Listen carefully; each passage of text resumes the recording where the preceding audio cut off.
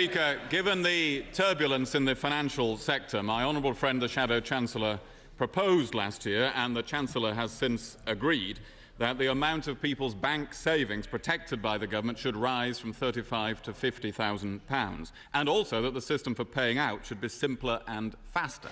Can the Leader of the House confirm when the government intends to legislate to give effect to this? He would have seen that there is in the Queen's Speech programme, the draft legislative programme, a measure to ensure financial stability. And at any time, we are keeping under close review, ensuring that we keep the economy on track. And that is why,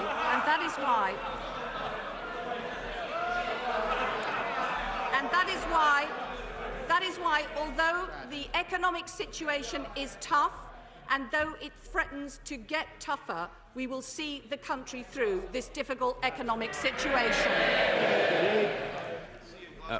The Chancellor did say on the 1st of October last year that we will legislate in the forthcoming session to implement, and that is this session, to implement the new regime. And given the approach of an 11-week recess, would it not be prudent and reassuring to expedite this particular aspect of the legislation, specifically concerned with deposit insurance, and pass it into law as soon as possible? Since there is cross-party agreement on the need for this measure, would the government respond positively to an offer of help from the opposition to ensure it passes through Parliament before the summer recess?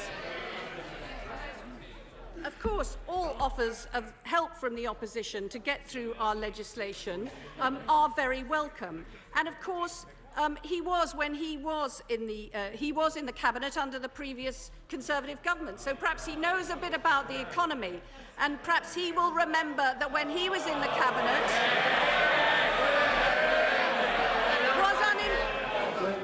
Right honourable lady, let the honourable lady speak.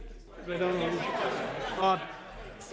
Mr. Speaker, since he is offering our side economic advice, perhaps I can remind him that when he was in the cabinet, was unemployment higher or lower than it is now? It was higher. Were interest rates higher or lower than they are now?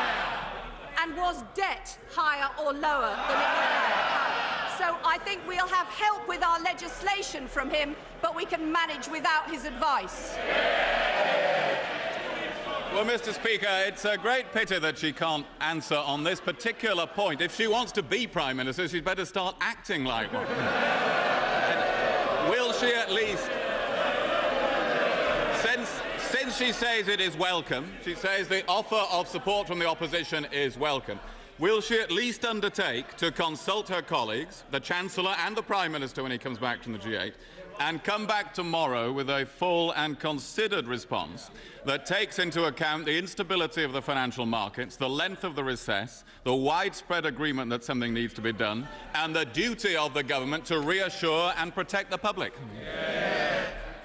Of course I will consult my colleagues, and of course the government will bring forward the necessary legislation. But when it comes to the question of manoeuvring, Mr. Speaker, I want to know why once again he has manoeuvred his honourable friend out of her job of answering the questions. Now, last time I offered her some advice which clearly didn't work. This time my suggestion is that she should give up on the Tory party, go across Lambeth Bridge to Lambeth Palace and apply to become a bishop.